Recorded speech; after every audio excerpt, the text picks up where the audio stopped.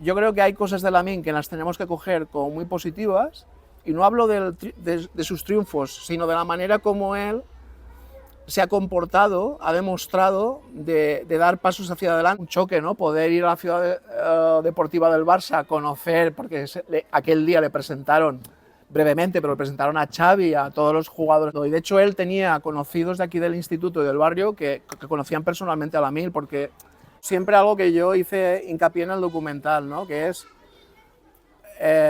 estamos hablando de fútbol, estamos hablando de un nano que posiblemente llegue a ser un jugador extraordinario en la historia del fútbol, ya lo es ahora mismo.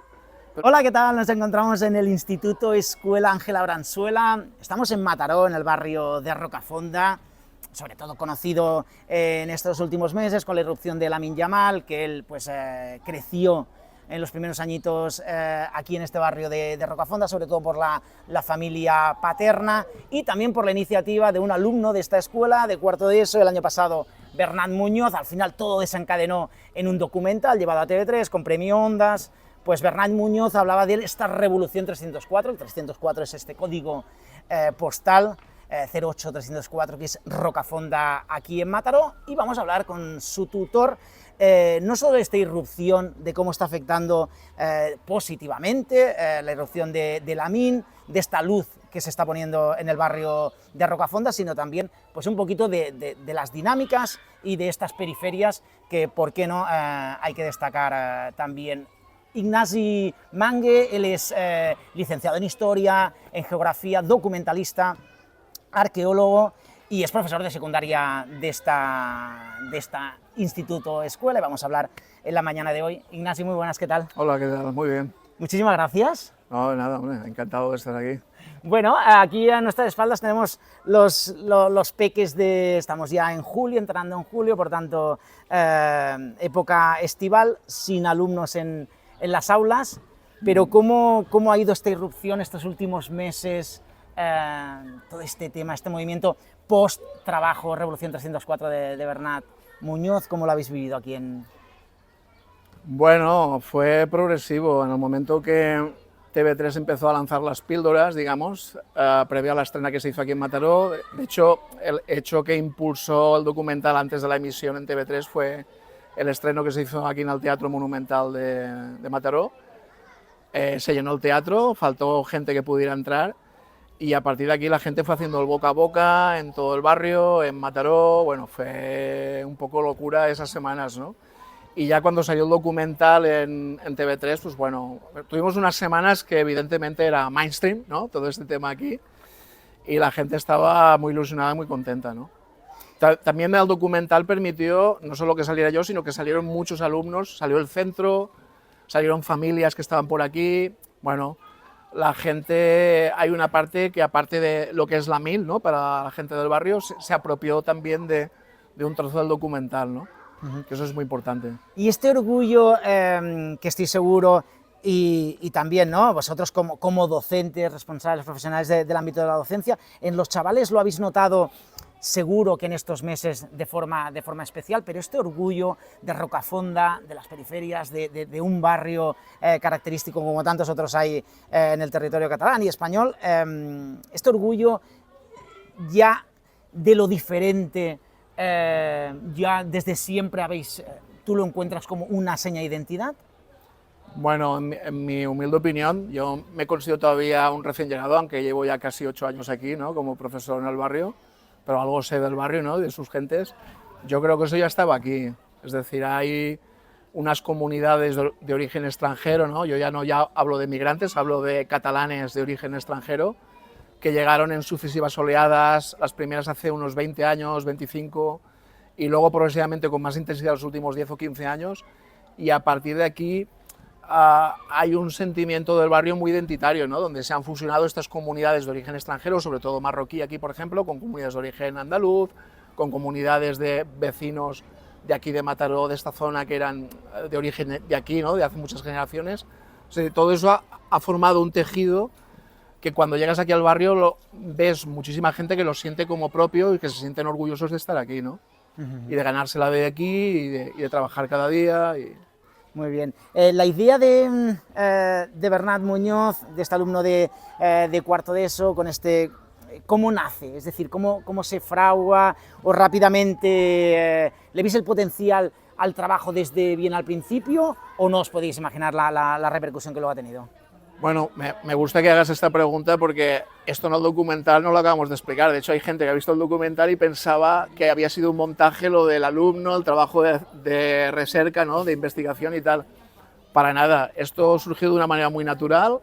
A principios de cuarto de eso, los alumnos que estudian aquí y en otros centros de Cataluña se les permite que ellos escojan un tema para investigar, un tema que les motive, porque el trabajo de investigación es una cosa bastante seria y que requiere un esfuerzo y se ha de buscar que el alumno esté motivado. Y el Bernat, que era culé de toda la vida, que sigue al Barça, vamos, a tope, me dijo, ¿puedo hacer un trabajo sobre el fútbol profesional, el Barça y Lamine Yamal? Y yo le dije, ¿por qué no? Entonces estuvimos unas semanas que él me presentó un guión previo, lo retocamos un poco, lo ajustamos y a partir de ahí empezó un trabajo que tengo que decir que ha sido el mejor de aquí, de todo el centro, de todos estos años. Cada semana me enviaba correos electrónicos, cada semana me enseñaba cosas, yo le proponía otras cosas y ese trabajo fue creciendo en el tiempo, pero nunca preveíamos que eso derivaría en que viniera a la televisión y nada por el estilo. Era un trabajo más, que había un alumno que estaba motivado por hacerlo, que encontraba que el fútbol es su pasión, que la MIL para él es muy importante, igual que otros jugadores jóvenes del Barça, ¿no? Y a partir de ahí, por un azar del destino, yo conocí a uno de los periodistas de TV3 que trabaja en Sports de TV3 y a partir de una conversa un poco informal, él se enteró de que había un alumno que estaba haciendo esto y dijo, ostras, nosotros estamos preparando algo en relación a la MIL, pero también, sobre todo, al barrio, ¿no? Es decir, enseñar este lugar donde ha crecido y donde ha estado Lamine Yamal. Y a partir de ahí, pues bueno, mi alumno previamente había podido, por otro lado, contactar con gente del Barça cuando estaba todavía Xavi, gracias al Edupolo, que desde aquí tengo que agradecerle que le abría las puertas del Barça a Bernat. Fue a hacer una entrevista a la ciudad deportiva del Barcelona. Todo esto antes de lo de TV3, en el mismo año, pero al principio del curso. Bien orientado ya iba sí. Todo el tema. Y claro, esto fue para Bernardo un choque, ¿no? Poder ir a la ciudad deportiva del Barça, conocer, porque aquel día le presentaron, brevemente, pero le presentaron a Xavi, a todos los jugadores que estaban por allá, que estaba Lamine, y claro, ahí fue cuando el trabajo avanzó muchísimo más, ¿no? Todavía, ¿no? Y seguro que en motivación, ¿no? Que a veces... Sí, y sobre todo sí. también es una edad que yo inicialmente pensaba que era el de bachillerato, ¿no? Que se hace a veces o en primero bachillerato, en segundo bachillerato, pero es igual, es el año previo. Con 16, 17 años todavía estás muy tierno en cuanto a las ideas y sobre todo es... incidís, ¿no? Yo personalmente pues hice el trabajo de investigación ya en bachillerato, pero sobre todo lo que te inciden en esa época los profesores es encontrar el tema, pero que no sea muy genérico y sobre todo bien enfocado. Y considero que Revolución 304 es lo que tú decías, ¿no? Está muy bien enfocado, pero aparte que es como intentaba hacerlo Bernat, que es fútbol profesional, Barcelona y Lamine, pero claro, esa adaptación y esa mirada desde Rocafonda es, yo creo que es la aquí clave. ha habido un tema que es la palabra azar. Ha habido unas confluencias que no siempre pasan, porque el Bernat es un alumno también, digamos, de un gran nivel, es decir, es un alumno que sale de la media de los que tenemos aquí en el centro, ¿no? Que tiene un rendimiento más modesto, y Bernat es un tío muy inteligente, que puede ser muy trabajador, y además muy maduro para su edad, porque es un nano que tenía unas capacidades que ya le veías que podía coger este trabajo y gestionarlo, ¿no? A veces este tipo de trabajo, cuando hay tantos datos, hay tantas fuentes de información, hay que hacer una reflexión, una pensada, no es fácil para un nano de 15 años, y el Bernat lo fue cogiendo, lo que decimos en catalán, el bou per les banyes, lo fue gestionando, lo hizo muy bien, y luego acotamos, porque él en principio quería hacerlo sobre el fútbol profesional, yo le dije que eso era un tema amplísimo, nos centramos en los jóvenes, en concreto los jóvenes del Barça, hablábamos de campañas publicitarias, de la influencia de los medios de comunicación, del poder de las marcas, de lo que supone para gente tan joven poder llegar a triunfar en el mundo del fútbol profesional. Bueno, el trabajo tenía complejidad, pero siempre muy acotado. Y él, de manera muy natural, su elemento, digamos, icónico fue Lamine, que es un chaval de una edad un año más mayor que Bernat, ¿no? Y entonces todo esto fue como cuajando. Y de hecho él tenía conocidos de aquí del instituto y del barrio que conocían personalmente a Lamine, porque es un nano que lo que a mí me han explicado, ¿no? Porque yo personalmente todavía no lo conozco, pero mucha gente aquí es un nano muy natural, muy sencillo, y todo esto ayudó, ¿no? a que eso se consolidara. Entonces, cuando llega el Barça, claro, se encuentran ya un trabajo ya hecho, que está muy maduro, y a un chaval que es capaz de explicarlo y de hacer de correa de transmisión, ¿no? Con Lamine. Qué bien. ¿Y Bernat ahora qué planes tiene? Porque estará ya en primero de bachillerato, pero ¿tiene claro ya hacia dónde quiere tirar o qué quiere estudiar en la universidad? O... Esto es gracioso, porque los alumnos que nosotros procuramos, por ejemplo, en nuestro instituto escolar tenemos una política muy fuerte de ya desde tercer, cuarto de ESO, como aquí acaban en cuarto de ESO, intentar trabajar la orientación para la siguiente etapa, que es la posobligatoria, ¿no? Que es un paso complejo, ¿no? Dependiendo de lo que tú quieres, en edades que todavía los nanos no tienen la madurez suficiente, en muchos casos, para poder acertar, ¿no? Hacia dónde tirar. Pero el Bernat es un caso también bastante singular, porque él quiere ser periodista igual que tú. Tendrás un competidor, un amigo el día de mañana, y además quería ser periodista deportivo, ¿no? Y ahora que ha dado este paso es como que, bueno, todavía lo tiene más claro. Eso no quiere decir que en el futuro igual Bernat, ya sabemos que la vida también nos conduce por diferentes caminos, cambie, pero ahora mismo su deseo es acabar el bachillerato. Ahora ha acabado primero de bachillerato en otro centro de aquí cercano, y acaba el bachillerato este curso que viene, y a partir de ahí ya pues a seguir. Sí, que sobre todo a estas edades es muy importante al menos hacer lo que te apetece. Luego ya la vida, pero al menos ya detectar lo que te apetece ya es muchas veces, ¿no? Incluso también por tus estudios, ¿no? Geografía, historia, ¿no? Que estoy seguro que cuando en tu día en casa o en tu entorno lo comentaste, pero esto qué salidas tendrá, ¿no? Pero bueno, pero si es lo que te apetece, ¿no? Pues al final hay que... no, yo le digo a los nanos, entrando en conflicto a veces con los intereses de los padres o de las familias, ¿no? En la vida has de escoger tú, y has de escogerlo con ilusión y con motivación. Eso te va a ayudar como combustible, ¿no? Como energía vital para poder asumir situaciones que no van a ser fáciles, ¿no? Que van a ser complicadas, y siempre les marco mucho esto a los alumnos míos de asignatura y a los de tutoría, ¿no? Es decir, has de escoger tú y coge algo que te ilusione, que te impulse, ¿no? Este es un caso también raro, porque el Bernat, ya te digo, tiene un punto de madurez muy asentado, ¿no?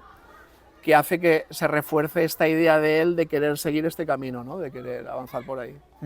Este motor que ha servido a Bernat, que seguro que también, pues eso, ¿no? Ha impregnado también a todo el grupo. También a los mayores, ves a los profesionales de la docencia también la figura de Lamine, este motor, ¿no? Muchas veces que necesitamos, pues esos, ¿no?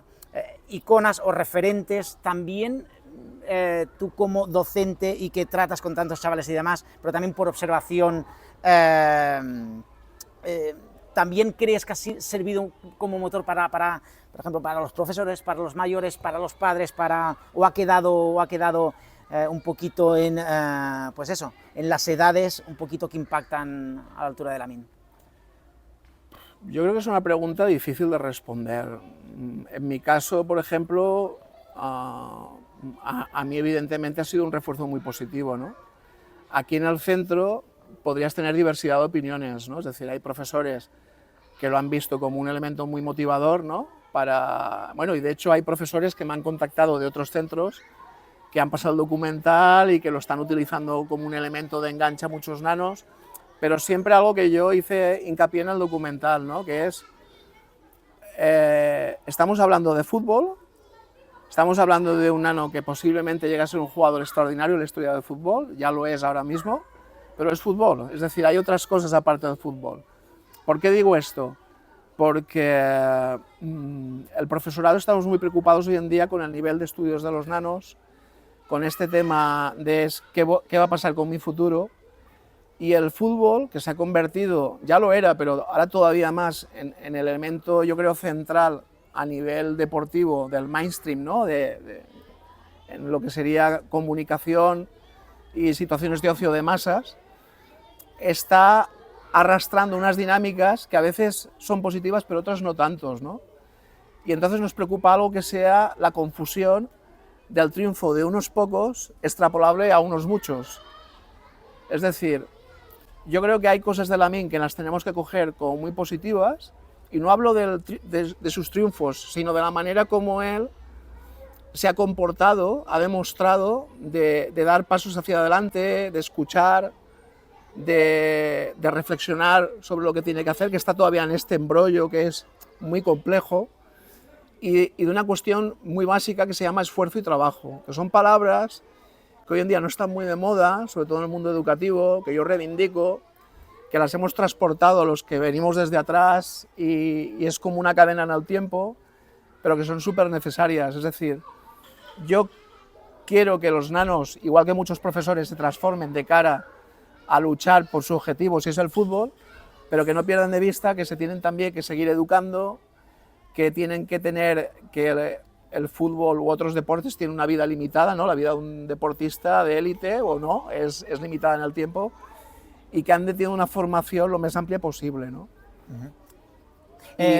Y luego lo que me preguntabas de las familias, yo creo que las familias de aquí de Rocafonda lo han cogido con mucha ilusión, pero sobre todo las familias de origen marroquí, ¿no? Por el tema de lo que yo hablo en el documental también, que es este tema de por fin aparecer en los medios de comunicación de una manera positiva y de una manera que se visibilice que ellos están aquí y que son gente que cada día también van a trabajar, aportan a la sociedad catalana, a la sociedad española, y que se ha de contar con ellos, ¿no? Por supuesto. Ahora hablaremos también un poquito de estas periferias y sobre todo de poner en valor que a veces está el tema de la estigmatización, ¿no?, de estas periferias, de la inmigración y demás, pero para aclarar un poquito con esta figura de referente, de icona, de Lamine, de si es real o no es real y hasta qué punto crees que los chavales por eso, pues eso, tienen en cuenta que sí que estáis aquí los profesionales de la docencia para decir el esfuerzo, el trabajo y demás,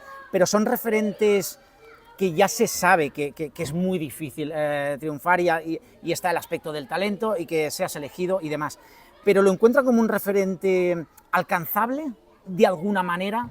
De esto que tú decías, necesitamos muchos Lamines, pero también en el ámbito científico, también en el ámbito de la medicina, ¿lo encuentran como algo alcanzable?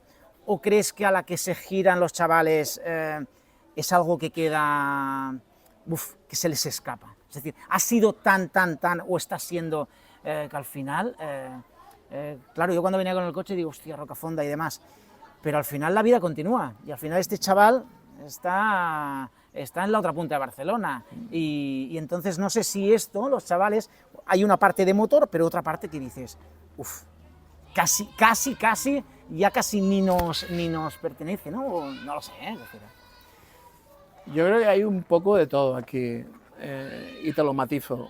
Es decir, hay una parte que ellos siguen sintiendo Lamine cada día, cada semana, porque claro, es referente del Barça, es referente en fútbol. Ellos sienten que Lamine es de ellos. Lamine, de hecho, de vez en cuando me han explicado que viene por aquí todavía, juega algún partidillo, y es un nano muy natural. Y ellos, yo creo que eso no ha cambiado. Cambia de lo que él representa, tiene una parte que ellos ahora mismo, los adolescentes, están muy confusos con esto, ¿no? Porque hay muchos adolescentes que piensan ahora que pueden llegar arriba del todo, ¿no?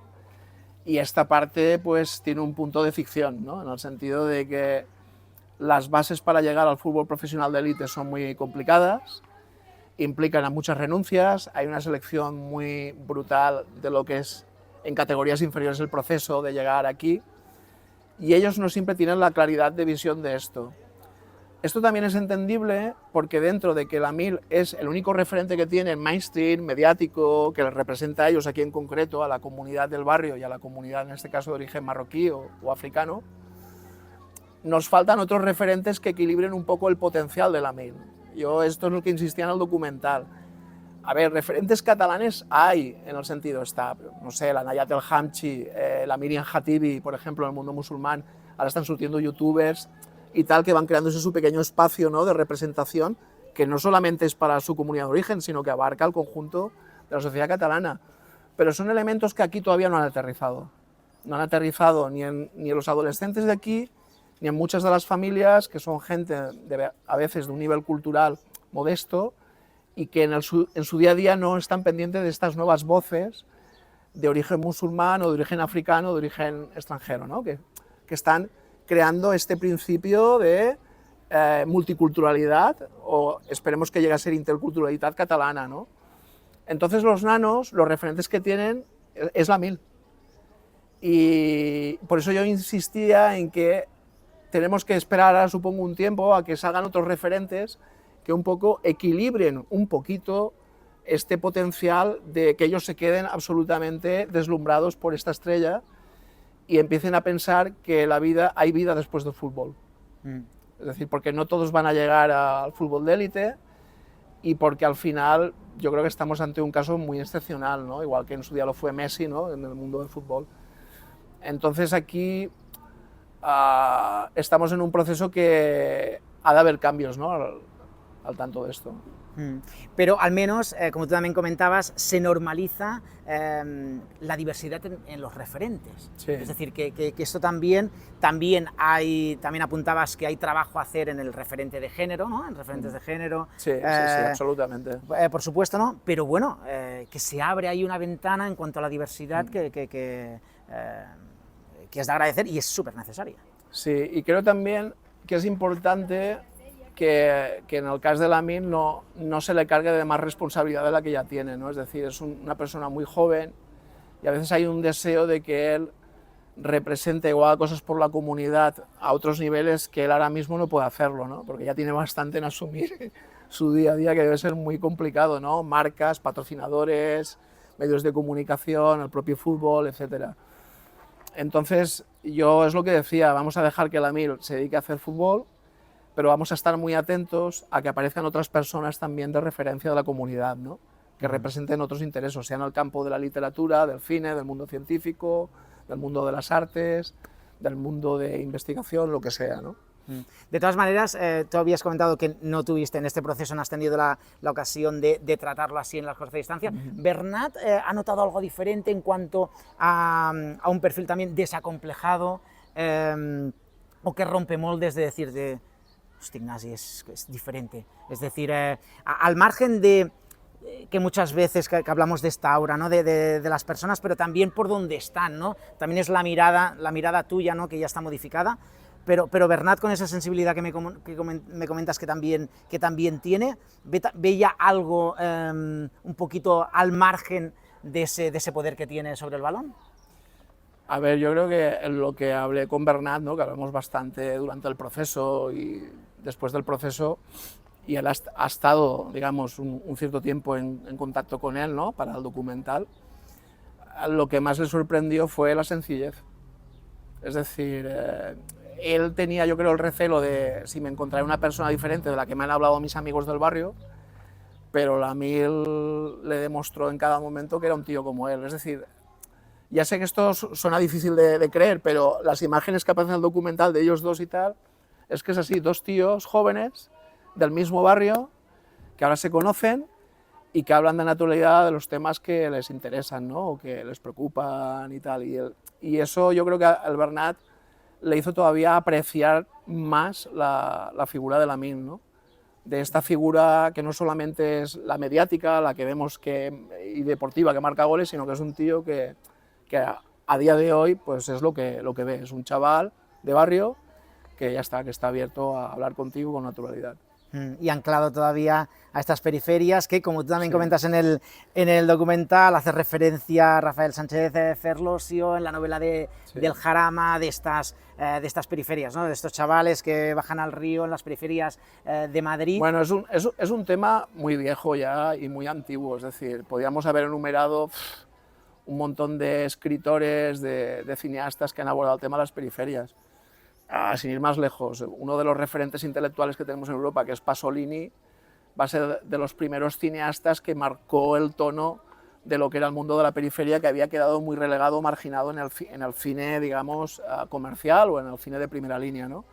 Y a partir de aquí, en Cataluña tenemos un montón de gente que ha hablado de esto, es decir, el caso del Paco Candel, que fue el primero que publicó Nosaltres els nous catalans, donde la ciudad desaparece, es decir, estas periferias de Barcelona, de Nou Barris, de la Zona Franca, de Ciudad Meridiana o de San Adrià, que está el Javier Pérez Andújar también, que es otro escritor que habla de estas periferias. Es decir, pero hay una diferencia todos estos escritores españoles o catalanes que hablan de las periferias no habían incorporado, y por una cuestión lógica, las nuevas voces de la gente que viene del extranjero.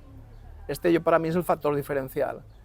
Es decir, la periferia siempre ha sido un elemento invisibilizado o marginalizado, ¿no? por la ciudad, por el centro, por el Estado, por la cultura dominante, pero claro, aquí aparece un referente nuevo, son gente que viene de muchos kilómetros de aquí, que tiene otras lenguas, que tiene otras historias, que a veces son distintas de las nuestras, y que están ya constituyéndose como nuevos catalanes o nuevos españoles. Entonces, por eso es tan importante lo de la MIL, porque permitirá, yo creo, es decir, también gente que sale en el documental, como la Yolanda Sey, la Damarandón, que el Quiz Problema, que es una manera de reflejar que, hey, están saliendo nuevas cosas, ¿no? Y aquí hay comunidades que no han salido, comunidades de origen chino, comunidades de origen de la Europa del Este, comunidades sudamericanas, ¿no? Es decir, aquí hay muchas cosas que contar, ¿no? y que reflejar. Y la figura de la MIL pues es como el símbolo, yo creo, también de otras comunidades que no están ahí a la vista, ¿no? Por supuesto. Y además, el tema de la identidad, ¿no? Que muchas veces falta como esta conexión, sobre todo, ¿no? Que al final todavía las periferias, y tú me dirás un poquito desde tu mirada, un poquito qué es lo que falta. Tú hablabas de 10-15 años en los que los jóvenes, las nuevas generaciones están haciendo las formas de forma diferente, y veremos a ver también como el resto de la sociedad, pero de momento nos encontramos que principalmente en las periferias los chavales y las generaciones de hoy en día la identidad no la encuentran, no es la misma identidad que la del país, sino es la identidad del resto de personas que hay en el barrio. Esto, Ignasi, ¿qué solución? Ahora estamos en un momento muy complejo y muy difícil, porque hay a nivel mundial, y yo creo que todo el mundo lo está viendo, unos discursos, algunos basados en el odio, algunos basados en minorizar, en reducir las diferentes voces que tienen que conformar una sociedad, y volver a discursos antiguos, me refiero a sobre todo discursos de carácter reduccionista de lo que representa tener una identidad, ¿no? La periferia lo que permite no es en sí mismo ser una periferia, sino lo que permite es que entendamos que la convivencia en una democracia, la convivencia en una sociedad abierta a los derechos humanos, la identidad es algo cambiante. Es decir, supongo que tú, aunque tienes la herencia de tus padres, de tu padre, de tu madre o de tu entorno, pues tú eres una persona un poco diferente, que ha cogido otros referentes un poco diferentes. Este juego que es, yo escojo guardar esto, pero escojo modificar esto, que a mí me resulta muy interesante. La identidad también es un terreno de combate, de guerra, pero de guerra para mí positiva, en el sentido de obligarnos a reflexionar sobre lo que es nuestro pasado, en nuestro presente, y cómo miramos hacia el futuro, ¿no? Que eso es muy importante.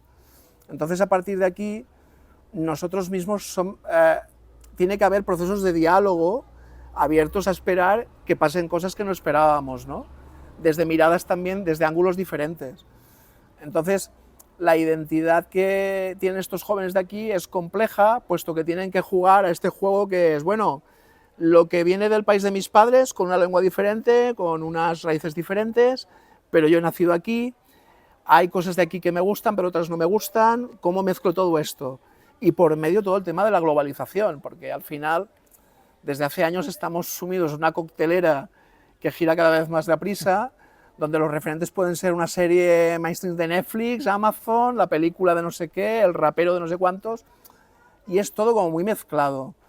Yo creo que aquí lo que interesa remarcar es la importancia de que estos jóvenes, igual que los adultos, tengan la capacidad y la libertad para decidir quiénes quieren ser y cómo ellos quieren vivir el presente y mirar hacia el futuro, pero entendiendo que tenemos que tener un espacio de convivencia y de diálogo, donde tengamos que negociar, pues esto, tú eres de una manera, yo soy de otra manera, pero tenemos que llegar a acuerdos. Yo creo que esto es muy importante, más allá de si eres de origen marroquí, pakistanés, senegalés, ecuatoriano, andaluz o noruego, no sé, da igual.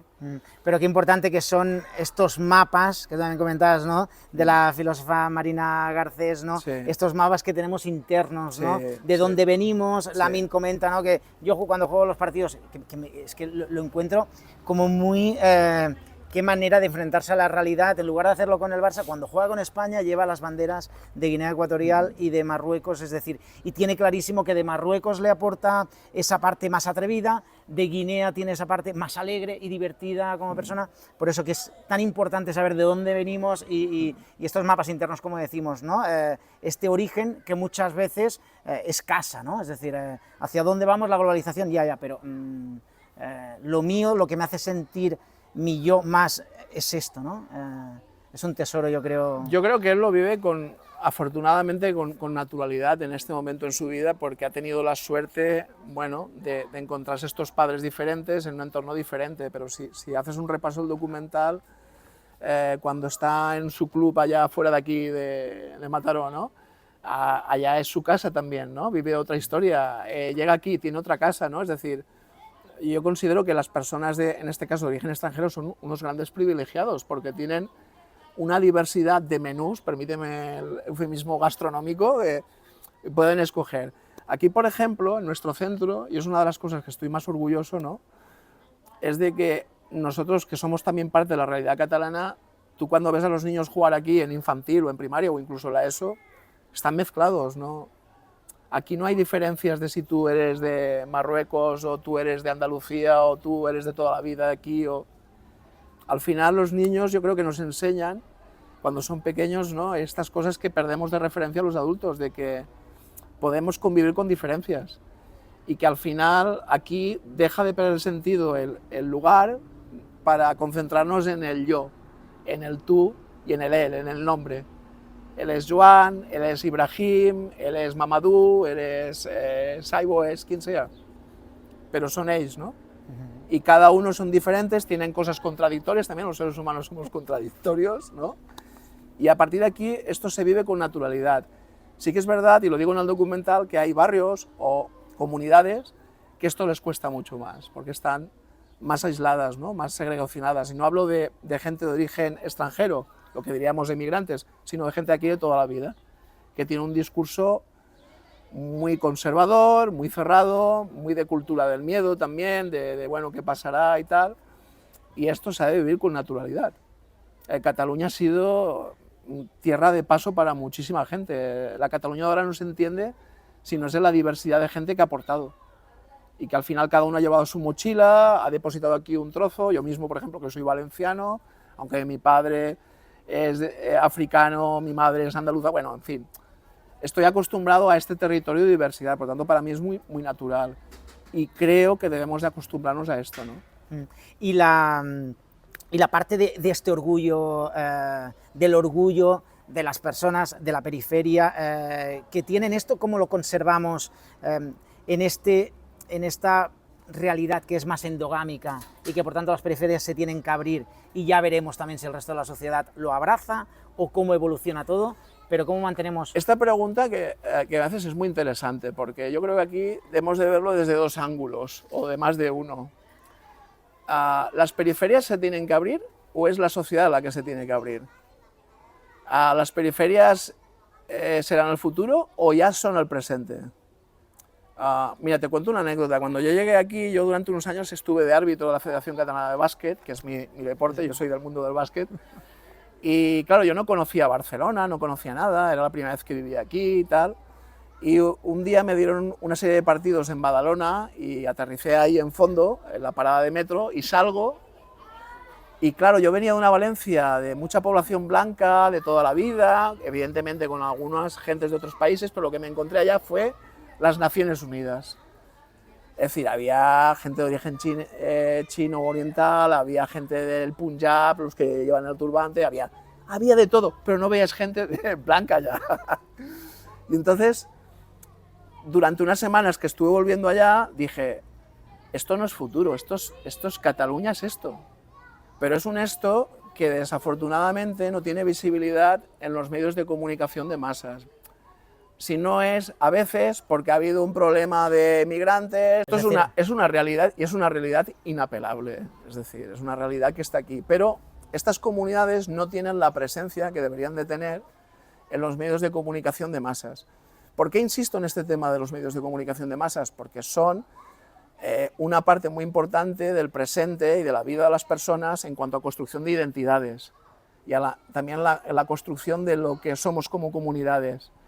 Y claro, no debe de ser agradable ver que tu propia comunidad o gente de tu propia comunidad no forma parte de esa Cataluña que día a día está haciendo cosas, ¿no? O que está estigmatizada o que está clasificada de una manera concreta, ¿no? Tú te vas al Servicio Catalán de Salud y ya comienzas a ver desde hace años mucha presencia de médicos de origen sudamericano, que para mí no son sudamericanos, para mí son catalanes, que tienen un acento diferente y que llevan aquí un tiempo y que están construyendo este país, ¿no? o este Estado. Entonces, todo esto es un proceso que aquí yo creo que vamos con un cierto retraso respecto a otros países europeos, véase Francia, véase Gran Bretaña, Holanda, etcétera, y que tenemos que ir avanzando para normalizarlo, ¿no? Es decir, yo creo que va a haber lo dije ya en el documental, habrá un cambio, que no sé si serán 10, 15 o 20 años o los que sean, pero que Cataluña será muy diferente de la de ahora, en el sentido que será una Cataluña muy multicolor, porque estamos en un mundo que es así, porque también asistiremos a algo muy maravilloso que es la mezcla, es decir, gente que se vaya mezclando en diferentes comunidades, para evitar también estos guetos, ¿no? Estas comunidades aisladas, y aquí en Cataluña tenemos muchas posibilidades para que eso pueda funcionar y pueda ir hacia adelante, porque ya tenemos experiencias previas, ¿no? Us vull parlar d'aquests dos vins del celler Els Vilars a Arbeca, per tant, denominació d'origen Costers del Segre, a Lleida, per un cantó. Aquesta opció, el negre, que porta per nom Vilars, el nom del celler, és un 50% Syrah, 50% la varietat de raïm Merlot, per tant, una molt bona opció, i si el que preferiu és un rosat molt aromàtic, porta per nom Nena i és 100% Syrah, i com la finca i el celler dels Vilars no és només vins, és molt més que vins, també podeu fer una visita que no us deixarà ni molt menys indiferents, us podeu provar fins a Arbeca. A més, la finca dels Vilars, aquest celler es troba amb una fortalesa ibèrica, per tant un vestigi de Catalunya realment característic, no us deixarà indiferent, podreu fer tast i visita a aquest celler Els Vilars, denominació d'origen Costers del Segre, a Arbeca, Lleida. Mira. Camiseta Stink By repelente para mosquitos, ya la puedes lavar todo lo que quieras, durabilidad 100 lavados, tratamiento antibacteriano que hace que, aunque sudes, no hay olor, y también la opción del spray anti-mosquito. Bye bye mosquito, Stink By. És tu camiseta este verano. Clos d'Agón, aquest és el celler a la Costa Brava, a la localitat de Calonja, a la zona protegida de les Gavarres, a 2 quilòmetres a línia recta del mar, amb unes vistes, una ubicació geogràfica que dona aquestes vistes tant a Palamós com a Sant Antoni de Calonja, una brisa marina que arriba tant als terrenys com als raïms d'aquest terreny i aquest celler de Clos d'Agón. Per un cantó el protegeix de la temperatura i també aquesta sal marina li dona, doncs això, una salinitat molt característica als vins i també al raïm de Clos d'Agón, i a això cal sumar també un vent de la zona de la Costa Brava, per tant estem denominació d'origen Empordà, aquesta tramuntana quan bufa 120 km per hora que surt de Portbou, arriba a uns 60 km per hora a la zona de Calonja, i també protegeix d'enfermetats, d'humitat a la vinya. Per tant, estem davant d'uns vins molt característics, i el que tinc a les meves mans és aquest rosat amic, com diem, Clos d'Agón, una molt bona opció, denominació d'origen de l'Empordà, Calonja, Costa Brava.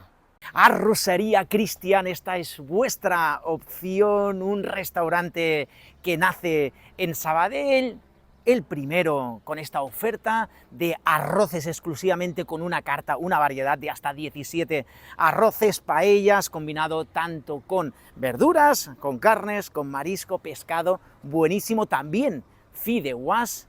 Y nada, aquí lo tenéis en Rosellón número 58, en Sabadell, en el barrio de Can Lloc, tenéis esta oferta, Arrocería Cristian. Podéis tanto comer aquí al mediodía, solo cierran los lunes, por tanto, y luego también fines de semana, mucho movimiento en Arrosería Cristian, mucha comida para llevar, arroces, fideuás, también carnes al ast espectaculares, tanto pollo como también cochinillo, una oferta, aquí os dejo Instagram y la página web, también el teléfono, para hacer reservas, para venir a comer aquí, para llevar y disfrutar, pues eso, de las tapas, de los arroces, de la fideuá y también de las carnes al ast en casa. Esta es vuestra opción, muy buena opción, y lo tenéis en Sabadell, calle Rosselló, número 58, Arroseria Cristian.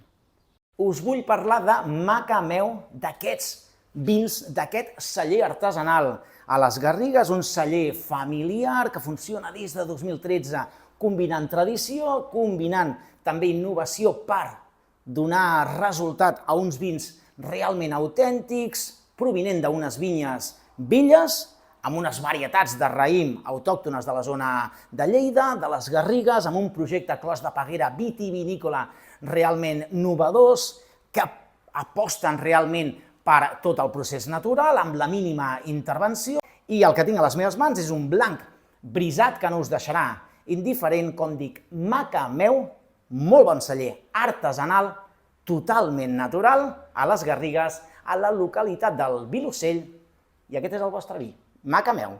Claro, de otros países, como comentas, en Francia, y poco a poco también, en el momento que los medios de comunicación también lo normalicen, poco a poco también, que es lo que normalmente se comenta, que también lo comentaban, se comentaba en el documental, hostia, es que no hay todavía representación, ¿no? Representación en las instituciones de los políticos y demás, ¿no? Entonces se tienen que ir también rompiendo barreras también en ese sentido. Te pongo, perdona, un ejemplo gráfico muy rápido. Noticia de ayer. Por primera vez gana las primarias del Partido Demócrata, la alcaldía de Nueva York, una persona de origen musulmán. Ya tenemos un candidato a la alcaldía de Nueva York, que además dice que es demócrata socialista, que eso en Estados Unidos es complicado, y la gente, es decir, este señor ha ganado las primarias, quiere decir que hay un montón de gente en Nueva York que apuesta por una persona que tiene un origen diferente, con naturalidad. Y esto aquí también debería de ser así, es decir, tenemos el caso de alguna diputada en el Parlamento de Cataluña que es vecina mía del pueblo, ahí en Masnou, de donde vivo yo, que es de origen musulmán y marroquí, pero a veces se contempla como una anécdota, ¿no? Esto va a ser cada vez más, igual que tiene que haber una presencia mayor más de mujeres, y esto igual es tirarme piedras contra mí mismo, ¿no? Es decir, estamos todavía con unos referentes masculinos que son muy dominantes, entonces la presencia de la mujer tiene que ser mucho más fuerte, es decir, más mediática. Ya no vamos a temas más controvertidos, en el tema de las identidades sexuales, es decir, continúa a haber un predominio de ciertas imágenes heterosexuales, ¿no? Es decir, y todo esto, que para mí está muy íntimamente relacionado con los derechos humanos y con la libertad y la democracia, es algo que tenemos que defender todos con uñas y dientes, ¿no? Seamos del origen que seamos. Y por eso digo que queda mucho terreno que recorrer todavía aquí. Sí, bueno, como cuando Obama llegó a la presidencia, ¿no? Sí. Que ha sido como, bueno, un ejemplo, ¿no? Y también al mismo tiempo un punto de inspiración para muchos, de forma muy transversal, no solamente en la sociedad americana, sino fuera de esas fronteras. En cuanto al racismo, es decir, aparece también la figura de Lilian Thuram, que él comenta de que no nacemos racistas, sino al final es, como comenta él, es una constitución intelectual, política, económica, y tú sobre todo haces hincapié en la idea o la palabra, ¿no?, de emigrante, inmigrante, inmigración, que consideras que el uso debería quedar un poquito... Bueno, yo creo que a las pruebas me remito. Cuando uno observa los titulares de diarios, que son diarios de prestigio, de cualquier tipo de diarios que estamos hablando, podemos hablar, y ahora cito abiertamente, País, La Vanguardia, ABC, Mundo, etcétera, medios de comunicación televisivos, de radio, esta palabra se sigue utilizando como una manera de identificar un colectivo, y yo creo que es un gran error. Es decir, ya lo explico, es decir, la inmigración es un tránsito, que eso lo explicamos aquí en demografía, en segundo de eso o en primer de eso, es decir, una persona sale de un sitio para irse a otro y lo va a hacer para poder ganarse la vida. Es decir, no es turismo, no es un viaje cualquiera, es un viaje muy difícil, muy doloroso, porque dejas atrás familia, lugar, para buscarte la vida en otro sitio. Esa palabra no digo que deba desaparecer, digo que la tenemos que utilizar de manera correcta y nos tenemos que acostumbrar a que son personas de origen extranjero. Extranjero tiene lógica porque vivimos en estados que tienen fronteras y hay gente que viene de otros continentes o de otras culturas que son bastante diferentes de las nuestras, ¿no? En origen. Pero a partir de ahí esto está utilizado. Y luego la otra cuestión es, tenemos todavía un peso muy hegemónico, muy fuerte, muy central de la cultura, digamos, blanca occidental en la propia construcción de nuestra cultura de aquí en Cataluña o en España. De hecho, ahora estamos intentando hacer cambios en el tema del currículum escolar, de cómo enfocar, de recoger esta diversidad. Si hablábamos hace 15, 20 años de cómo incorporar el género, ¿no? En relación al feminismo, ¿no? De que a ver, el racismo, que lo explica muy bien lo natural, es una cuestión cultural. Es decir, primero, o sea, de eliminar la palabra raza. La palabra raza es una invención cultural del mundo occidental. Se empieza a utilizar en España a partir de época medieval, edad moderna, la figura de la Inquisición española, cuando hablábamos de cristianos viejos, cristianos mendos, las expulsiones que hubo sucesivas de judíos y de musulmanes, ¿no? En España.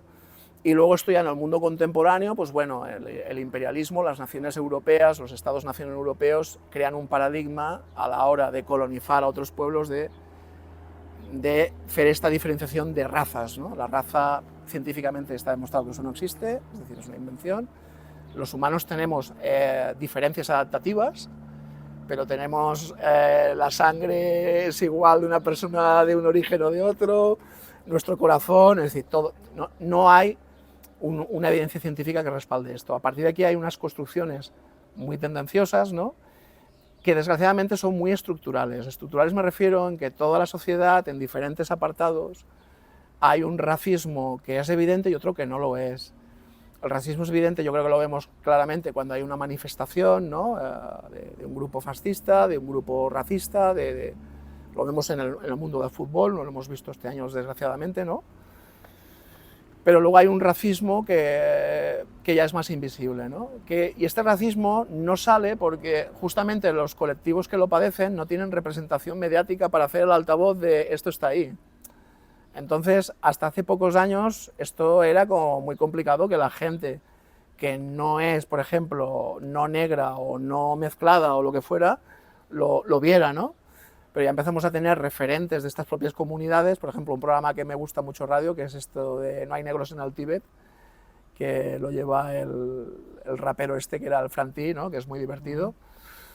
Y es decir, pongo este ejemplo de otros que hay tantos que yo además me pierdo, porque hay gente muy joven que está ya sacando muchas cosas, ¿no? Pero de vamos a visibilizar lo bueno que tienen nuestras raíces, pero también los problemas y las dificultades que nos encontramos cada día cuando tratamos con las personas, ¿no? Es decir, y esto requerirá un tiempo, ¿no? Es un tiempo, primero, de reconocimiento, de respeto, de integración y también de desmonte de lo que son los autoodios también. Es decir, las propias personas que sufren el racismo son también a veces responsables de autocastigarse, ¿no? Por esconderse, por camuflarse, por buscar situaciones que de alguna manera les hagan adaptarse mejor.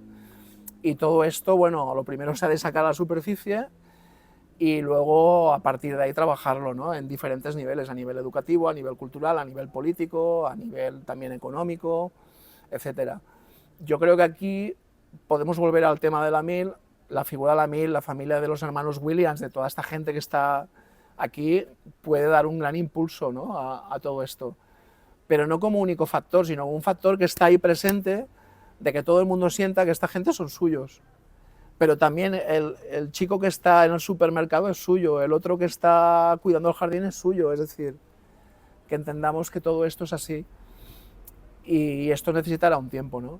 Porque bueno, agresiones racistas hay a patadas, muy contento. Y luego las actitudes de cuando gente de aquí, que aquí en el barrio vive con normalidad, pero cuando ya van al centro de Mataró, por ejemplo, cuidado, ya este chico de origen marroquí que va con la gorrita terminado de tal y que cual, lo podemos asociar a tal, ya no te digo si vas a Barcelona, bueno, esto requerirá un tiempo, ¿no? Todavía Ignasi, y tú personalmente, pues eso, ¿no?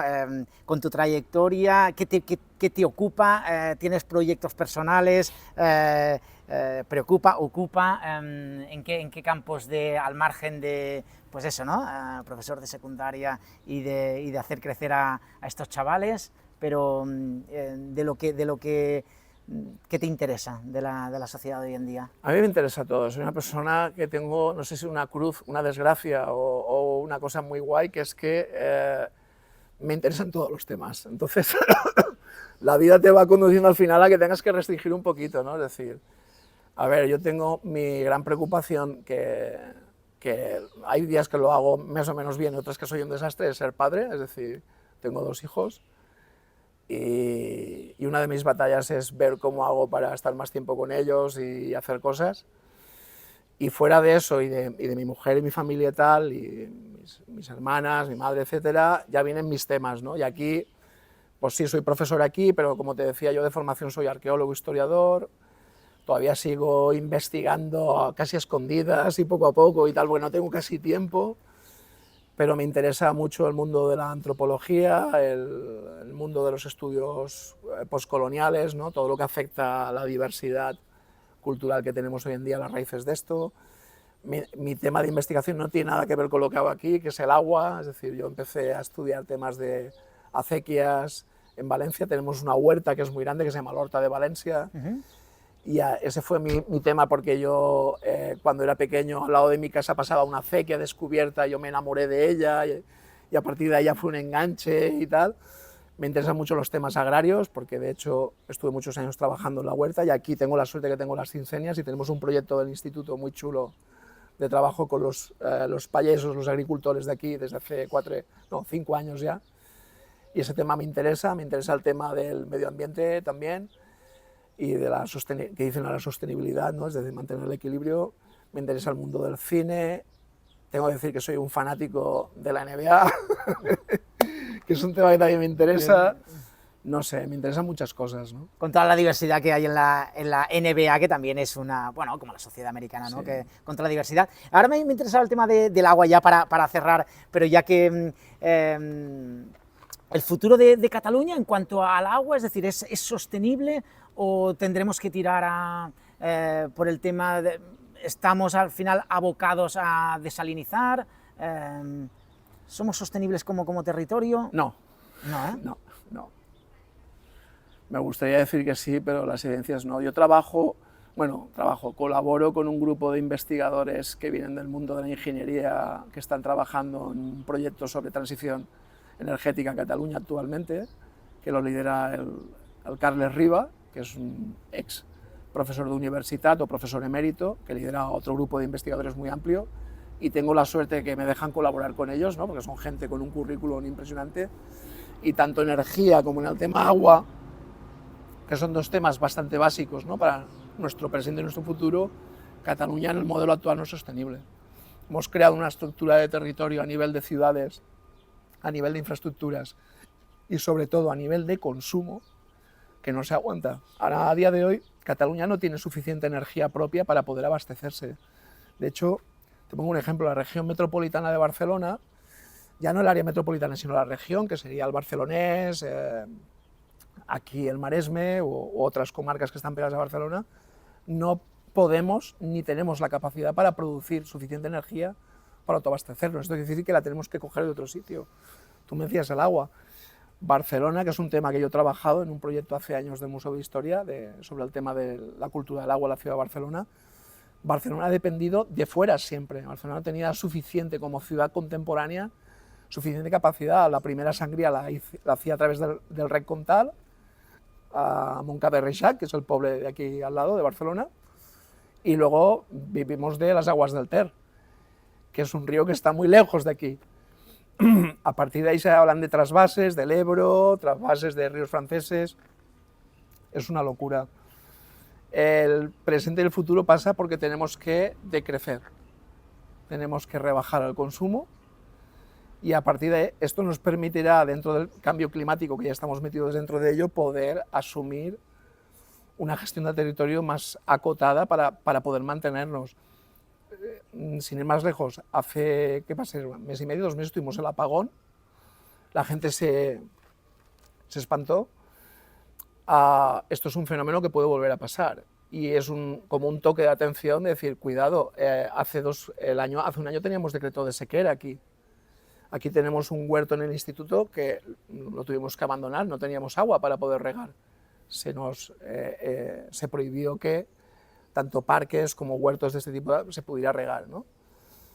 Bueno, tenemos que hacer una reflexión al tanto de esto. Hemos nacido con una serie de infraestructuras y de medios que pensábamos que serían infinitos, pero desde el mismo petróleo, que ya vemos que tiene un tiempo limitado de existencia, materiales como el cobre, es decir, hay una serie de materias primeras que son necesarias y básicas para nuestro día, desde encender el ordenador a poner la lavadora, que van a dejar de estar ahí. Entonces, más allá de dónde cogemos el agua o la energía, es, bueno, igual debemos de pasar menos horas consumiendo. Decrecer es una palabra que, bueno, tela.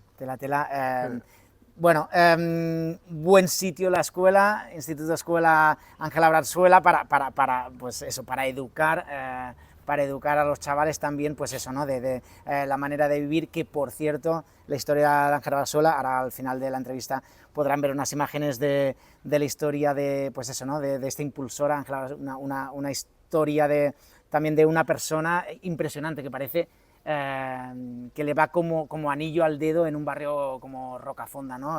Una persona con unas vicisitudes en la vida, Ángela Bransuela, su madre también se llamaba Ángela Bransuela, impresionante también. Es una historia muy bonita y además yo estoy muy contento de estar en una ciudad como esta, que hay más de un centro que tiene nombre de mujer, ¿no? Que es muy curioso, ¿no? Es decir, no son nombres ni religiosos ni nombres así un poco abstractos, ¿no? Son personas, vecinos de aquí de la ciudad, en este caso mujeres, que han sido claves para la comunidad. Esto, la historia, hasta donde yo sé, es de una mujer de barrio que se quedó viuda muy joven y era una mujer que se desvivía no solo por sus hijos, sino también por la gente aquí del barrio. Y finalmente los hijos de ella, que pudieron prosperar, ¿no? Hacer estudios superiores, etcétera, tuvieron la generosidad de devolverle al barrio un trozo de lo que el barrio había hecho por su madre y la comunidad, ¿no? Y fruto de ello fue que se pudo construir esta escuela hace ya casi 50 años.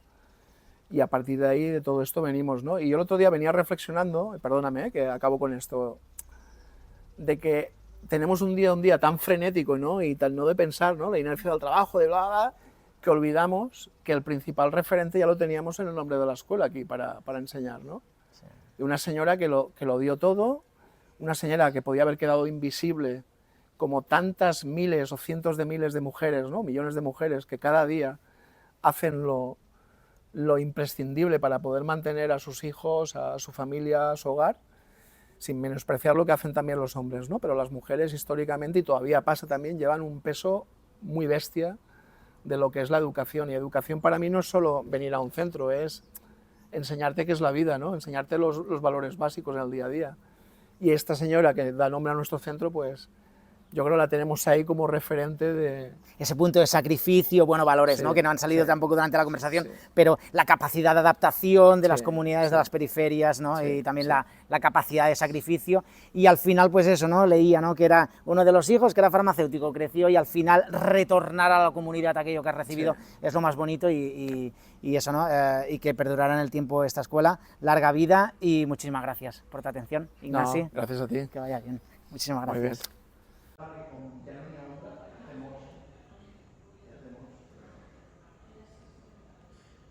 Y aquí els espais, claro, com no hi ha ventilador,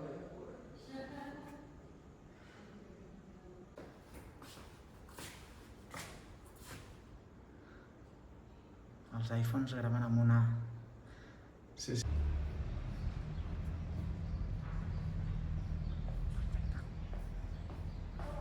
Molt bé. Ja està.